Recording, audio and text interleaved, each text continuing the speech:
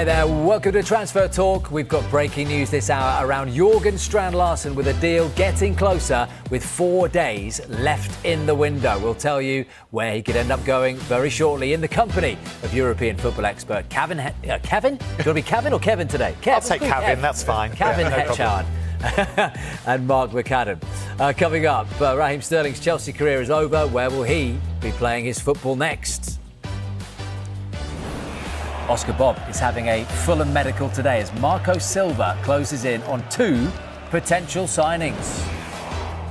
And Arne Slot is dealt another injury blow. Jeremy Frimpong out again. Will that force them into the market?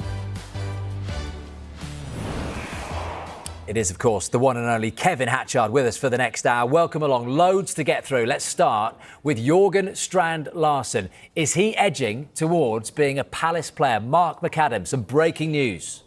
He is getting closer. This is a huge deal for Crystal Palace. The reason why it would potentially be a huge deal, this would be a club record transfer fee paid for a player. You have to remember they actually broke their club record at the start of the window when they signed Brennan Johnson. Steve Parish, the executive chairman, looks like he's going to splash the cash again because our latest information here at Sky Sports News is that Crystal Palace are close to an agreement with Wolves for Jorgen Strand Larsen worth £50 million as a total package. That's 45 million with 5 million in potential add-ons based on performances. We said earlier on today there'd been no formal bid, but this deal is now getting close and it's just a matter of time before we get an agreement completely agreed between the two sides. So really significant news. This would obviously point potentially to the departure of Jean-Philippe Mateta, but our Crystal Palace sources are actually saying, no, we want both players. This is not a case of one in, one out. We want to strengthen our striking department and we believe Jorgen Strand Larsen is one of the players to do that. We also know that Leeds were at the table for Jorgen Strand Larsen. They had an offer rejected earlier on in the window, so there is a lot of Premier League interest. We were saying that Wolves valued the player at around £40 million. The fact that they're going to get a deal now, which we understand to be worth 50, shows incredible business by them. We know that Newcastle nearly tried to sign him in the summer as well. A man that's got 1 Premier League goal so far this season, on the verge now of a £50 million deal to Crystal Palace. Kevin, you have cast your net across Europe, looking for someone for Crystal Palace as well. And I know you watch a lot in the Bundesliga and in Italy as well and France. Is this a deal that makes a lot of sense? Is he Premier League proven given the lack of goals this season? Well, I think he is, because you look at last season and he was scoring goals, making goals. You wondered when he was scoring goals in La Liga with Celta whether he could make the leap. I think he showed that he could do that last season. This season's been really, really difficult for everyone at Wolves. They made such an awful start and he's had injury problems as well. So I think clubs are looking at him, looking at what he's done in the Premier League. It's not a long track record, but it is rare to find somebody who can score goals in volume, and he was able to do that. And let's not forget that Oliver Glasner, got a lot out of Jean-Philippe Mateta in terms of the player that you saw, Kevin, when he was at Mainz, was a very different player. And all right, it's not going to be Glasner for a long time at Crystal Palace, but if someone can get him back to the purple patch that he had when Vitor Pereira came in at Molineux, that is the player that they want. I think that's a really important parallel, actually, because if you look at the guy that was at Mainz, I was gobsmacked, really, when he made that leap to the kind of player that we now know, because he was always very streaky at Mainz. He'd score a hat-trick, then he wouldn't score for a few games, and you'd wonder, is this a guy that can really do it at Premier League level? Glasner has brought the absolute best out of him. He's had a phenomenal spell. And just to reiterate, Mark McAdam, on the Mateta situation, is there a world when they could actually keep Mateta and Strand Larsen going into the final few months of the season, into the summer? Well, I said about the Crystal Palace PR noise, they're not going to turn around and say publicly, yes, now we want to sell Jean-Philippe Mateta because we're bringing in Jorgen Strand Larsen.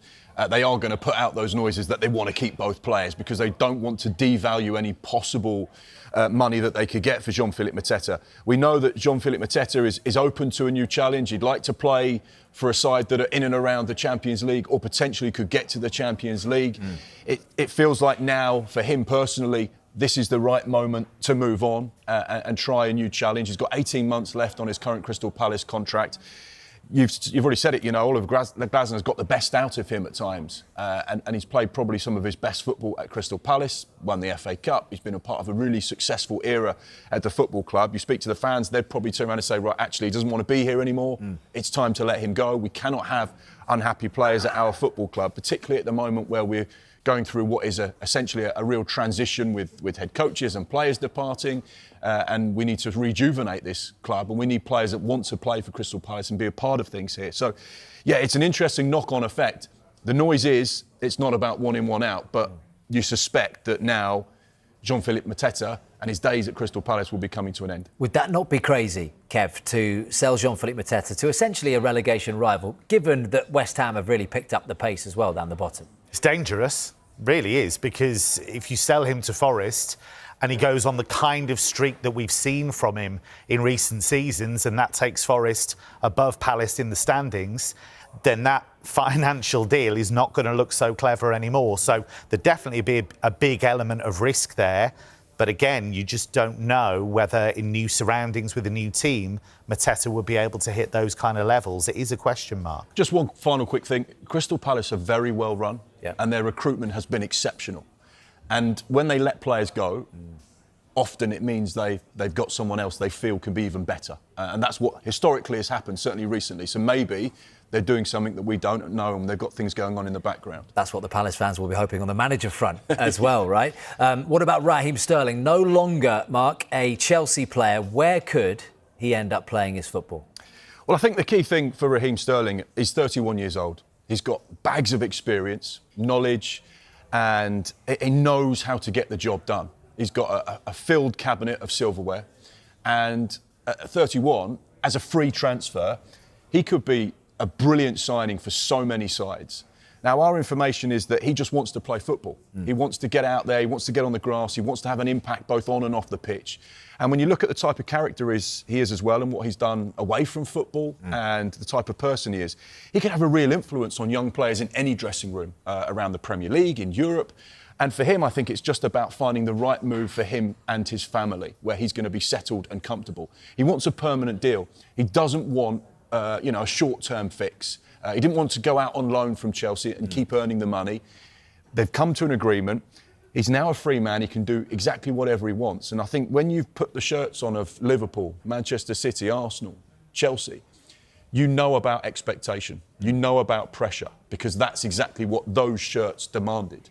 And he was one of those consistent players for so many years at big, big clubs.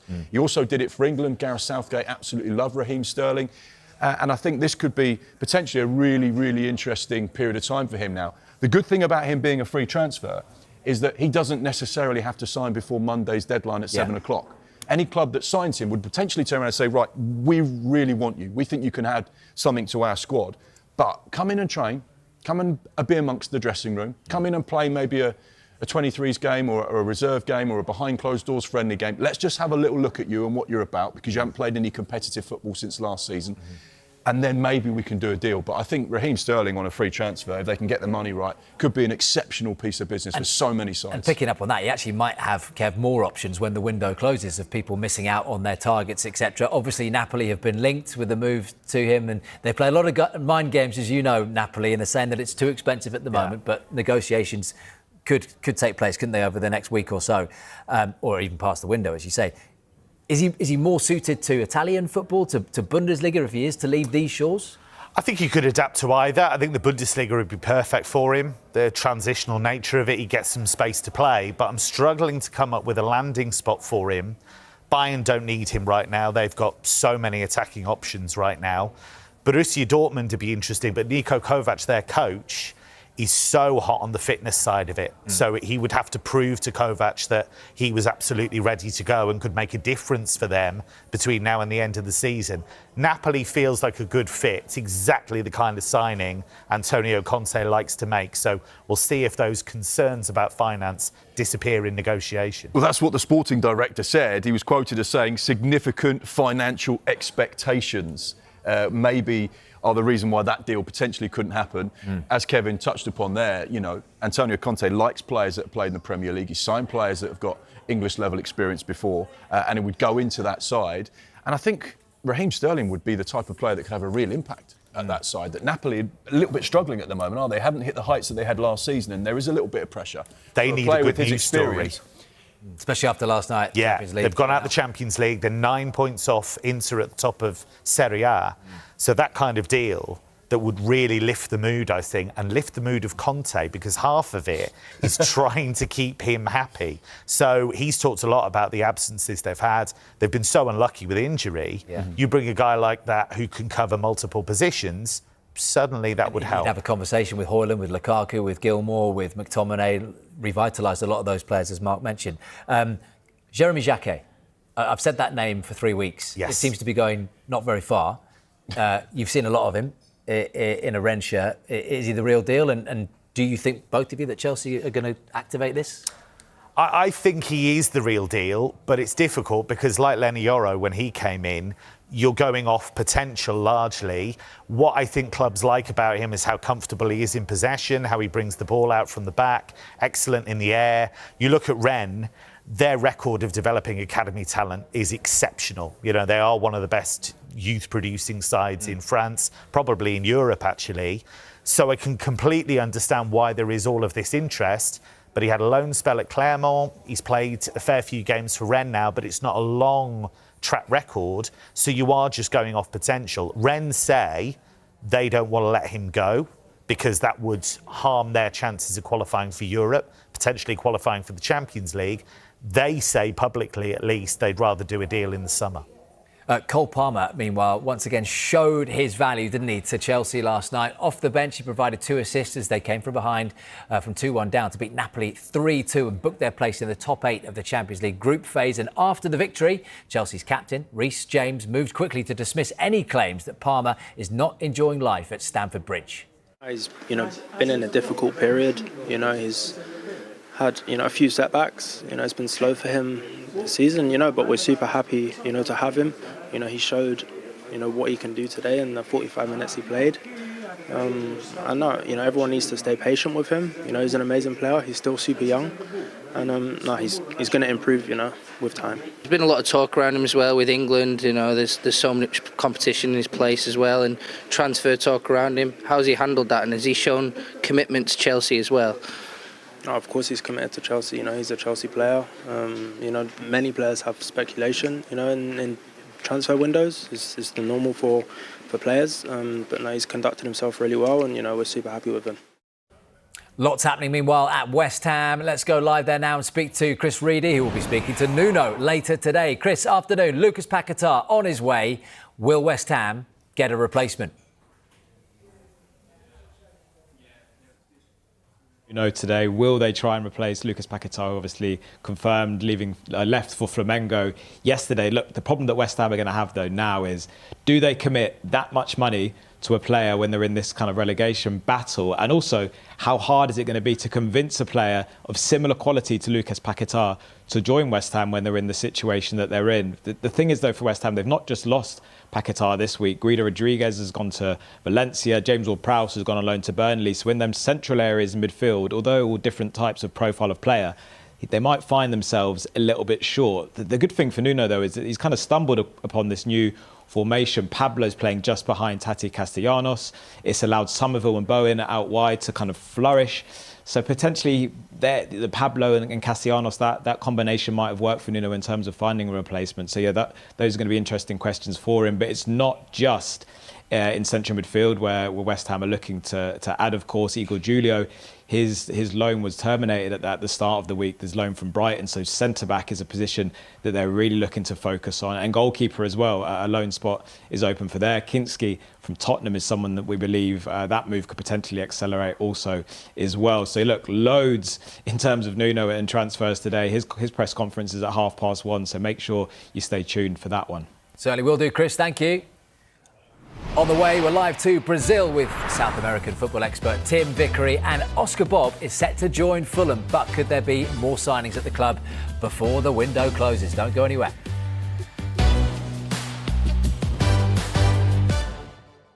Welcome back. Right, for the final time this month, we can cross to Rio de Janeiro and speak to South American football expert Tim Vickery. Tim, always a pleasure. Let's start by talking about Lucas Paqueta. He's arrived back in Flamengo, has he? Tell us about this saga. Is it finally coming to an end? And how big a coup will this be for Brazilian football?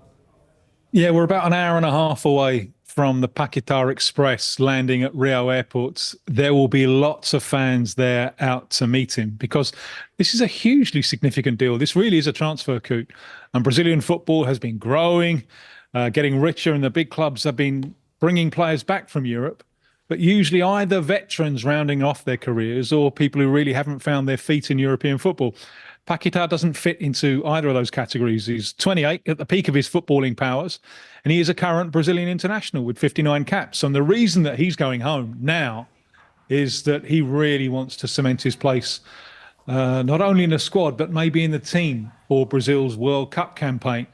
The reason that Flamengo wants him is that their sights are on the Club World Cup. It's still a considerable time away, not till 2029, but they're champions of Brazil, they're champions of South America, and they're not happy with that. They want the world. They're like some kind of James Bond villain.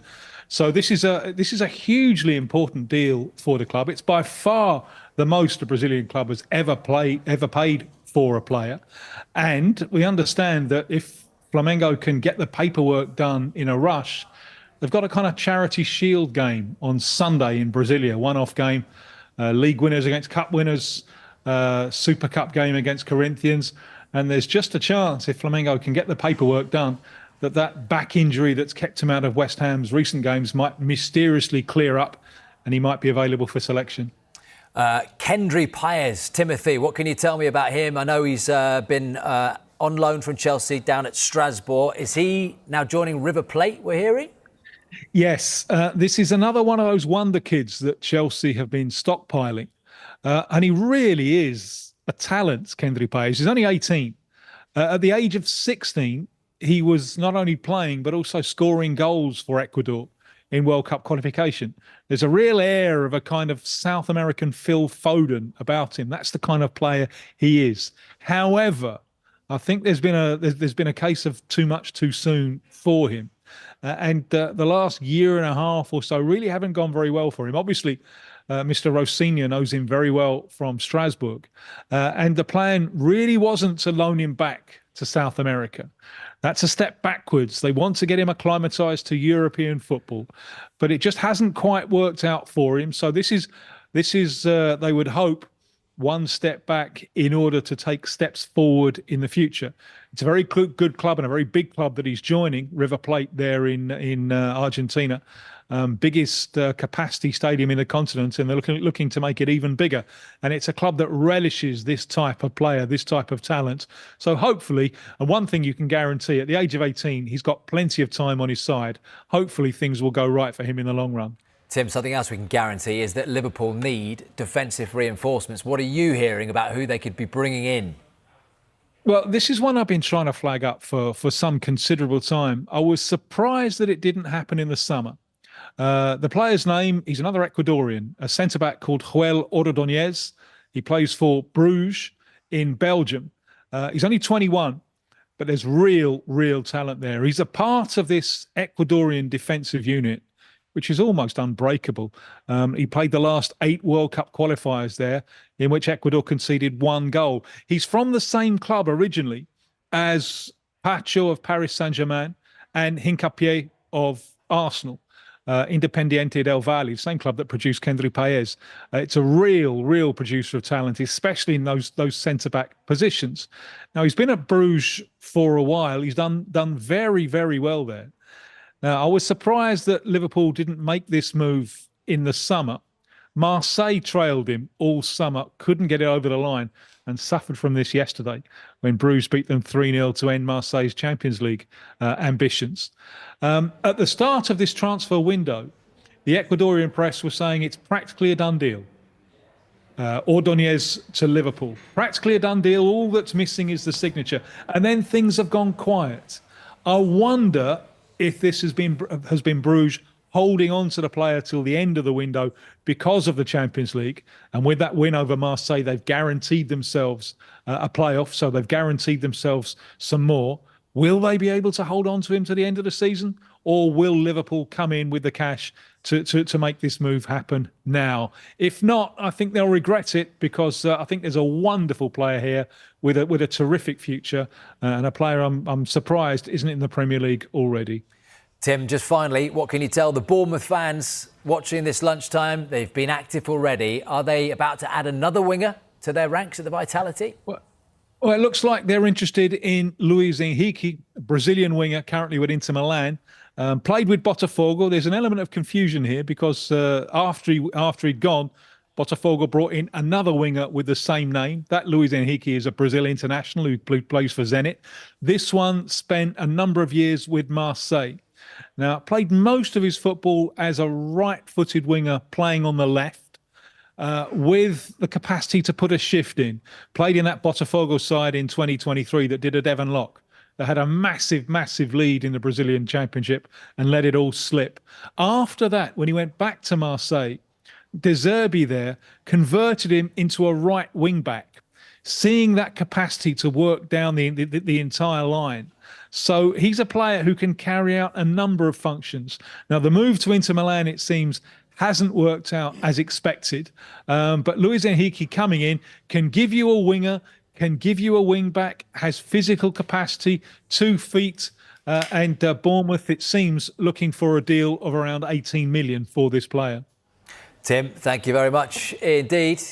Right, let's talk about Fulham, shall we? Because Mark McAdam, developments today surrounding Oscar Bobb, currently a Manchester City player. What can you tell us? Manchester City player at the moment, but not for much longer, because we know he is headed for his Fulham medical at the moment. That's off the back of the two clubs agreeing a deal worth £27 million. That deal includes a 20% sell-on for Manchester City should Fulham decide to sell Oscar Bobb, and the ability to match any potential outgoing deal as well. So it's not a recall option for Manchester City, as you've seen for some of their youngsters that they've done in the past, but they do have the ability to match that. He's going to be starting his medical today. We know that Fulham are in the market for a wide player because of Adama Traore's move to West Ham. So this is a position they were looking to fill, and of course they're going to go and sign a Premier League winner in Oscar Bobb as well. And it's never a bad thing to bring someone in who's got that kind of experience, having played under Pep Guardiola. So yeah, just a matter of time now before this one gets confirmed, but we know his medical is happening today. 7 goal involvements in 47 games, Kevin, for Manchester City. They've got a Kevin, haven't they, at Fulham on the left-hand side. And a lot of the Fulham fans will tell you there's so much talent in there, but not a lot of end product. Can he provide more? And do you think actually Dortmund, because Dortmund were interested earlier in the window, would have been a better fit for someone like Oscar Bobb? It's interesting, the Dortmund thing, because Dortmund hold great kind of store by developing young talent. They did it with Jamie Gittins when they brought him in from Manchester City. Did it with Jadon Sancho, and were able to sell them at a profit. You look in that Dortmund squad and think, who are the players that can do that now? Guys like Chukwuemeka, maybe, they're excited about his potential. They did look at Oscar Bobb for quite a long time and seem to have stepped away from that. Now, that might be their coach, Niko Kovac, expressing concerns about his fitness issues, because he's very hot on that. It might also be the fact that if you look at Kovac's system, it's quite narrow. A lot of the width actually comes from the wing-backs and not from natural wingers. So he can play in that kind of inside-forward role, but I can see why Dortmund did step away. So potential, but not a track record of end product just yet. Right, next we are at Anfield, everybody. Liverpool hit with another defensive injury. Will the club go back into the market to bring anybody in before Monday's deadline?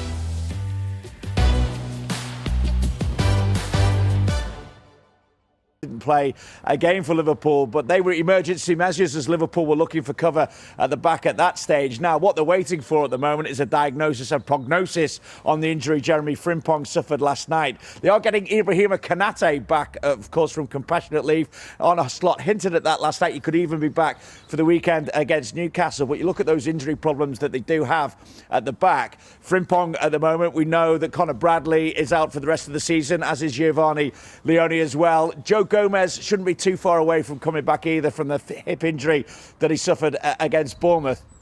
And I think Arne Slot still feels that they have cover in those areas as well. We saw Endo playing at right back last night, for instance, as well. Curtis Jones and Dominic Szoboszlai can play in that role. We've seen Ryan Gravenberch last night drop into centre-half as well. So Liverpool feel that they have cover in those areas. They can muddle through to the end of the season, if you like, unless, of course, one of their long-term targets becomes available. And at the moment, that's looking unlikely. Vinny, Andy Robertson, still a Liverpool player. Do you expect that to change come Monday? I'm expecting it to stay the same. Again, Arne Slot told us that before the Champions League encounter last night as well, in that pre-match news conference that he held before Karabag, that he expects Andy Robertson to stay. And the reasoning is clear. And I go back to the days when Jurgen Klopp was here as well. The fact that Liverpool will do what's right for the player, but ultimately what's right for the team as well. And it makes no sense at this juncture for Liverpool to lessen their defensive options, and that would be Andy Robertson going with that injury situation as well. It would certainly lessen the options that Arne Slot has back there. I mean, you could also imagine Andy Robertson being able to fill in at right back as an emergency measure if needed. We've seen him fill in at centre-half, as left-sided centre-half in the past as well. We know, obviously, there was talk with Spurs over a £5 million deal for Andy Robertson, and we know obviously that Spurs would like to get that deal done and bring in someone of the experience of Andy Robertson, but Liverpool obviously don't have cover for Andy Robertson. They did look at bringing Kostas Tsimikas back from his loan spell at Roma, but Roma themselves would want cover in that area as well. So at the moment, Andy Robertson is going nowhere to say, yes, they will look at what's in the best interest of the player, but ultimately it's what is in the best interest of the team as well. And I mentioned Jurgen Klopp at the start of that, of course. It's nice to see that he's going to be back here at Anfield on March the 28th, back in the Liverpool dugout as assistant to Kenny Dalglish for the Legends game against Borussia Dortmund. If tickets were getting snapped up quickly, I think they'll be going even quicker now to welcome him back. Oh, absolutely. Vinny, thank you very much. Right, time to talk about Nottingham Forest, because we touched on Jean-Philippe Mateta earlier, Mark. Sean Dyche, could he be tempted to bring in a new goalkeeper as well? He needs to, because John Victor is going to be out for the rest of the season because of a knee injury. So that is forcing them into the market. One of the players that they are looking at between the sticks, Jose Sarr, the 33-year-old, currently at Wolves. We know that there has been some renewed interest from Nottingham Forest with regards to Jose Sarr. No formal offer as of yet, but we know that talks are ongoing behind the scenes at the moment. So, yeah, new goalkeeper possibly for Sean Dyche. And is there any weight in the talk of Lewis Dunk from Brighton to the City ground? Well, you can see why. You know, this is a Sean Dyche type of player. Honest, hard-working. I've watched Lewis Dunk at close quarters since he made his debut in 2010 for Brighton. He's been a one-club man, and he's been brilliant. He's in excess of 400 appearances. He has been a huge part of the success and their rise up the EFL and into the Premier League and then into the Europa League as well.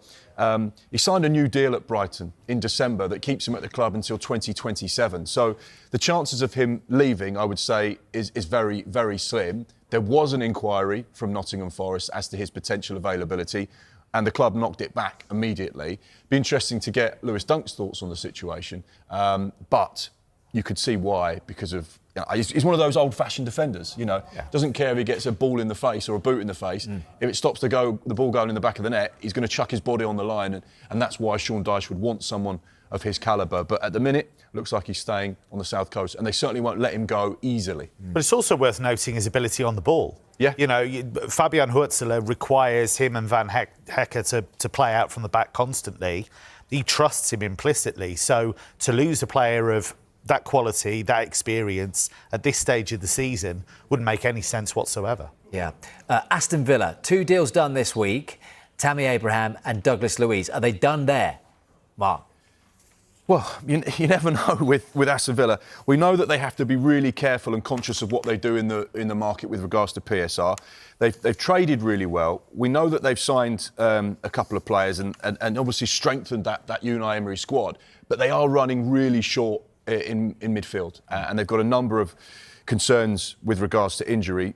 The fans will be saying, look, we need more. We've got a chance of winning the Premier League title here. We're also in the Europa League and we're doing really well there. So therefore, why are we not strengthening? Why are we not bringing in more players? Why are we not trying to really give everything we can to Unai? They are in that difficult position. as I say, Douglas Luiz coming in is a massive positive. Tammy Abraham, whose name's not actually Tammy Abraham, is Kevin Another Abraham. Kevin. How many Kevins have we got today? Yes, or Kevins, as we So, yeah, they are in the market, but they have to be really clever and astute financially. And I think that's the key message between now and Monday night is if the right opportunity presents itself, maybe a loan with an option or an obligation, that would mean they could push the finances into next year's accounting period. And we know that next year is going to be under a different set of financial rules, so therefore that would suit them. But they are active, but not close to anyone yet. I think the Tammy Abraham deal's really smart, actually, because if you look at him, he scored goals everywhere he's been. He was at Roma and he did really well until he got a serious injury. He went to Milan and he scored goals in a team that was misfiring a fair bit, but he still got double figures. And he's gone to Besiktas and has been scoring goals there. So different environments, different teams, and the common thread is that he scores goals. And what they loved about him at Roma was how much he really threw himself into it. Tried to learn the language, was singing the club songs, all that kind of stuff matters, I think, speaks to the character of the player. And he's very experienced. He's been at Villa before. I think that's a really good pickup, actually. And someone he played with at San Siro, at AC Milan, was Ruben Loftus-Cheek, who has been rumoured with a move to Villa Park. Can you see that as a good fit, bearing in mind they've got not a lot in midfield, Kev? Yeah, I think, again, he's somebody that adapted well to Serie A, has been in and out, not always a regular starter, but somebody who's got that quality. And we know that when he's on top form, he can really affect a team, he can really affect a game. So I think, again, that would be a really smart pickup. And you know what they've done before with Rashford, with Asensio, they're always aware of those opportunities that can just lift the level. And just join up the dots for us in terms of why it didn't work for Douglas Luiz at Juventus and, equally why it hasn't worked out at the City ground for him, because I know Villa didn't want to sell him in the first place because of PSR, but Juve saw him as a big piece in the puzzle to winning the Serie A title. Yeah, it was a strange time because Thiago Motta was the coach there, and he was supposed to be a central piece of Motta's revolution, and it just didn't work. There were other midfielders that Motta turned to, and it quickly developed that Douglas Luiz was the odd man out, and he wasn't used to that. He was used to being a regular starter, the main man, and they just didn't seem to gel. Then the team started to really struggle. The irony is Thiago Motta didn't last very long as coach there. And then obviously he's gone to Forest and they've got some great quality in midfield as well. So you can see that sometimes once the confidence drops a bit or a player isn't quite as valued as he once was, it can be quite difficult to get back. Yeah. Some news just into us from the Championship. We're hearing that Wrexham have made an approach for Ipswich Town attacking midfielder Sammy Szmodics. Derby County have already had a bid rejected for the 30-year-old. We'll keep an eye on that one. Still to come, though, on Transfer Talk, Manchester United are tracking an 18-year-old striker from France, and we've got a list of players, a big list, that we're going to throw at our friend Kevin after the break.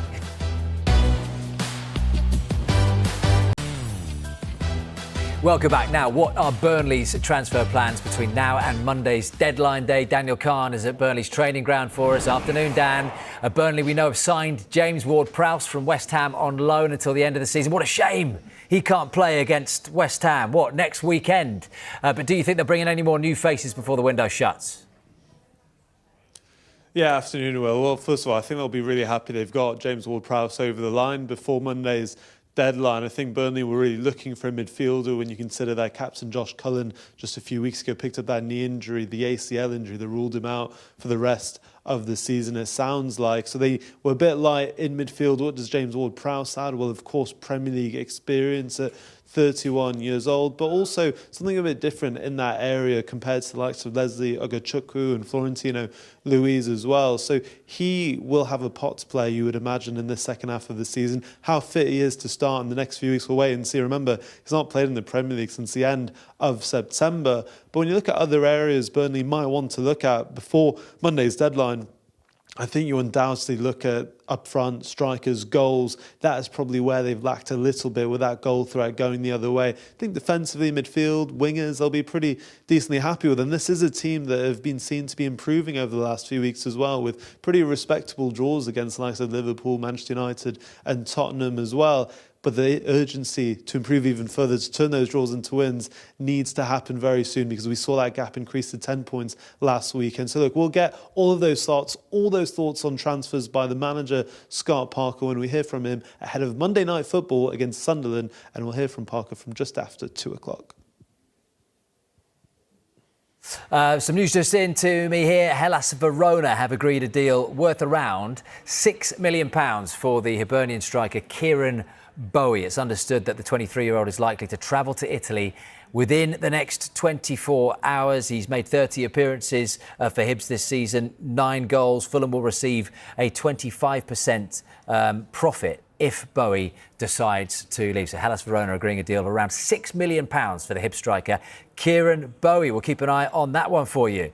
Let's talk Manchester United. Mark McAdam, not much business in terms of ins or outs from Old Trafford, the whole of January and up until Monday night. But are they looking at a youngster in France? Yes, Keita Mateta. Manchester United are monitoring the Rennes striker. He's only 18 years old.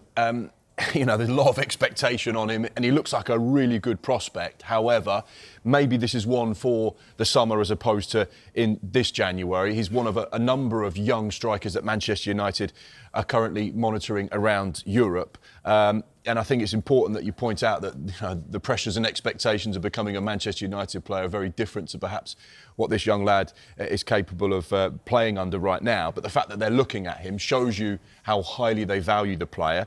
Interesting situation with Joshua Zirkzee as well at the beginning of the window. Looked like he was going to be heading out of Old Trafford. Ruben Amorim departs. Suddenly the dynamic changes.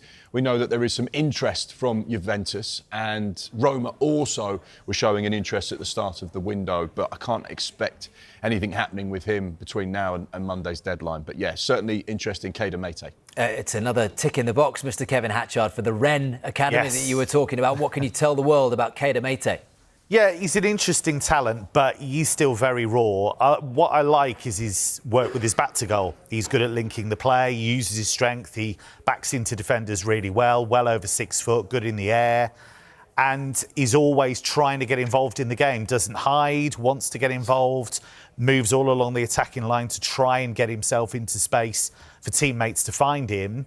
He's been racking up minutes for a player who's only 18. He's been playing plenty of games, but not a regular goal scorer at this stage, and maybe we shouldn't expect that at this stage. So somebody with potential, but not ready, I would think, to be thrown into a massive club like that just at this stage.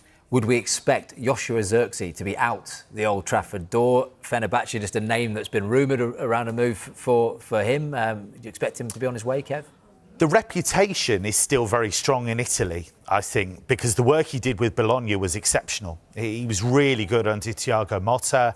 He's never been a volume goal scorer, and I think if anyone was expecting him to come into Old Trafford and score bucket loads of goals, I don't think that was ever going to happen. Even when he was at Bayern, he wasn't necessarily seen as that. More of a guy that can link the play, more of a guy that can bring others into the game. But I can see why Roma have been linked with him. They're looking at forwards, and Juventus seem determined to bring in a forward in some way, shape or form, even though they've got plenty already. Right, we've got a bit of time left, quite a bit of time left, Kev, to throw some names at you with your European. What do you wear? It's not just a hat, is it? It's a whole outfit. Beret, would it be? Beret. There we go. It'd have to be a beret. But it doesn't really work for the German part that I'm going to start with here. But Leon Goretzka, what can you tell us about him and his future? So he's only got a few months left to run in his Bayern contract, and the feeling was that he was going to see out the season at Bayern, and that might still happen. But Atletico Madrid believed to be very, very interested in bringing him in. And the mood music has changed with him because he's always been very staunch about, I want to stay at Bayern, I'm really happy here. But he started to talk about getting out of his comfort zone. He started to talk about playing in a different country. He's still talking about a hugely experienced player, a winner. You look at all the trophies that he's won. And somebody who physically, I think, fits the mould that Diego Simeone wants because he can carry the ball really well. He's good without the ball as well. And they are looking to replace Conor Gallagher in that squad. So that makes a lot of sense to me. And Vincent Kompany, the Bayern coach, has said, look, I'll let the club do what they do. I don't think he would want to lose him at this stage because he is still playing games. You mentioned Conor Gallagher. Could Conor Gallagher soon, maybe not in the next few months, but soonish be playing alongside Luka Vuskovic, who you've seen a lot of at Hamburg on loan from Spurs? I love this kid. I think he's tremendous. He's only 18. He's a big, strapping centre-back, great in the air, but a leader as well. I did the Hamburg derby against St. Pauli recently, and he was head and shoulders the best player on the pitch, because it's not only the fact that he's does all the defensive basics well, he's really good on the ball, brings it out, can play long switches, but also he's calm in tight areas as well. When the ball's played to him under pressure, he can deal with that. The other thing I love is just the pure passion of the guy. He punched a goalpost earlier in the season after missing a chance, and he damaged 2 of his fingers doing it. That's the kind of guy we're dealing with. But Hamburg would love to keep him. They'd love to do another loan in the summer, but I could absolutely see him being part of that Tottenham squad at the start of next season. Someone he's coming up against in the Bundesliga right now, Leon Advelahu, Hoffenheim, who might be sniffing around him, Kevin? So I just thought I'd mention Abdullahi because he's a name that people might not recognise necessarily, but he's really caught the eye this season for Hoffenheim. They've completely changed their squad, and they went from a team that was battling relegation to a team that's pushing for the Champions League. He's 21, Kosovan international, just sits in front of the back line, very unfussy, wins the ball, gets play started, good passer of the ball. And when you think of how highly prized that kind of player is these days, those defensive midfielders, I can't believe top clubs are not looking at him right now. So he's one to watch for the rest of this season. Quick firing a whole load of names at you, but Aaron Anselmino has been recalled from his loan spell.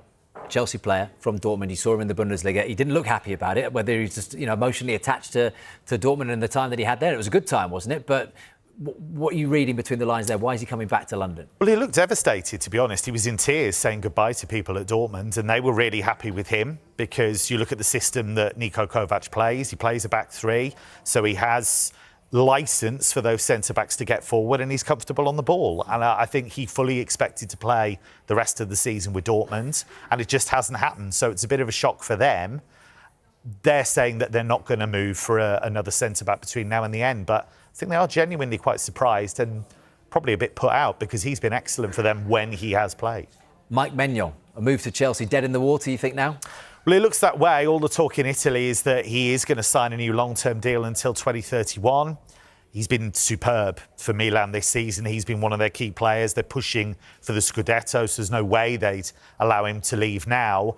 And I was really surprised Chelsea didn't try and push that through in the summer because I still believe that he's one of the top goalkeepers in the world. I think he would have had a transformational effect on that football club, but looks as though Milan are going to keep him. If you watch the transfer shows, Kevin, which I know you do religiously, 4 and 7 o'clock later in the afternoon and the evening, you would have heard Mr. Mark McAdam over the last couple of weeks mention the name Charlie Cresswell, Toulouse player. He came from Leeds. Brighton apparently is a name that's been bandied around. Is he Premier League quality? Is he ready to come up to that sort of level? I think he could be. I think he's gone to Toulouse and had a couple of really good seasons. Toulouse will always say, we don't want to let him go. But French clubs, the situation they're in with the absence of a TV deal, the way things have gone in France in the last few years, everyone has their price. And so Bundesliga clubs have been linked, English clubs have been linked, so I wouldn't be surprised if he was to go. I think it's just Toulouse playing a few clubs off against each other and just seeing where that level of interest is. But yeah, he's really, really caught the eye, strong in the air, pretty consistent. For a mid-ranking team, I think he's done well. Love it. Mark, always a pleasure. Kevin, we'll see you on deadline day, won't we, here? Right, up next on Sky Sports News, it's Lunchtime Live. We're going to hear from Nuno Espirito Santo live and, of course, the latest on the developments surrounding Jorgen Strand Larsen.